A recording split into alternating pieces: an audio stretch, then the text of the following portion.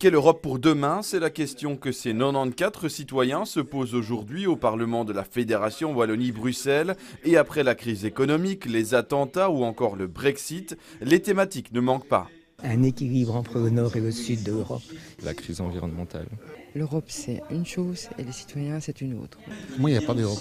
Une crise de confiance qui se fait ressentir depuis quelques années déjà. Sur les questions sociales, sur les questions d'emploi, les citoyens ont l'impression que l'Europe ne fait rien.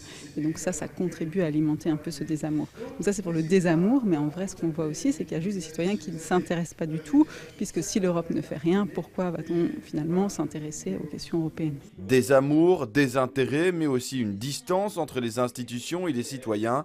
Une distance qu'il faut aujourd'hui effacer.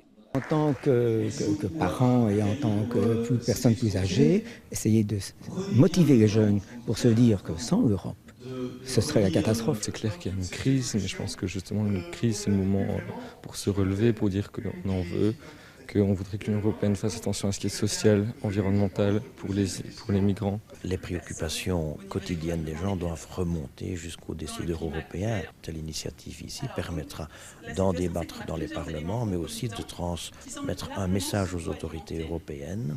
Un renouveau que ces citoyens vont tenter d'inventer dans une résolution qui sera ensuite présentée aux parlementaires. Le résultat, lui, est attendu pour la fin septembre.